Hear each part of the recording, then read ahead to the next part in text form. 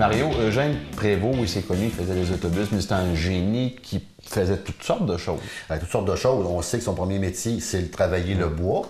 Mais moi-même, à la lecture du livre, j'ai découvert multiples talents d'avoir créé et d'inventer plein de choses. D'ailleurs, en 1937, il a reçu un appel téléphonique de M. Edmond Gagnon de Montjoly. M. Gagnon, dans Montjoly, pour situer les gens, possédait une flotte d'autoneige.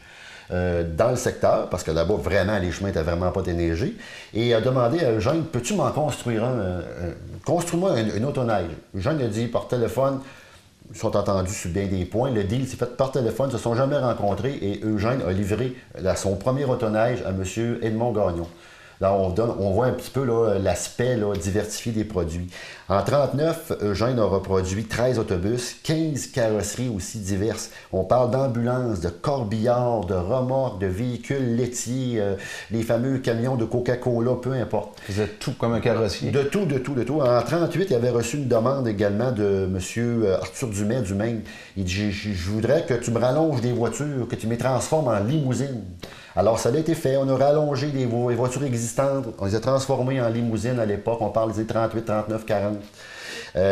Et puis là, besoin criant était au niveau des installations. Il décida même il va construire une nouvelle usine sur l'emplacement même de celle qui était existante. Mais il ne voulait pas arrêter la production. C'était important, il faut que ça roule. Là. Alors, on a construit l'usine, les murs autour de celle existante, pour à la fin venir coiffer celle existante d'un toit. C'est génial. Et par la suite, après ça, débâtir par en dedans et de laisser les machines-outils sur place. Donc l'usine n'arrêtait pas. Donc la production n'a pratiquement jamais arrêté. Et même en 1941, il y a quelque chose de spécial parce qu'il avait confié à son frère Alphonse la construction d'autoneige, mais ça n'avait pas été tellement loin, mais Joseph Armand Bombardier avait entendu parler de ça et même se demandait comment ça se fait qu'on vend autant de pièces à Sainte-Claire. Donc, M. Bombardier, il dit, je vais y aller, moi, à Sainte-Claire, moi, aller voir ce qui se passe là-bas. Il arrive ici, il demande à voir M. Prévost, rencontre M. Prévost.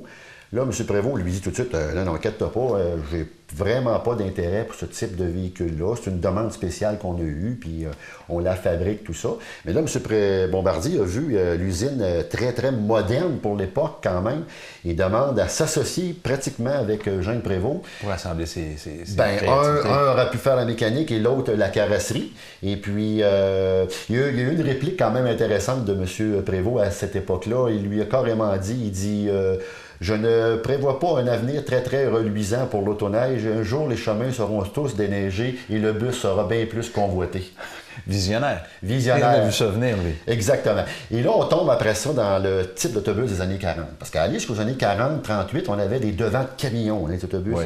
Là, on a commencé à avoir des devants, excusez-moi l'expression, plus flat nose, un devant plat. Alors là, on avait développé des techniques. Il y avait la fameuse machine à bosser avec des sacs de sable que M. Prévost avait développé avec certains de ses employés dans l'usine.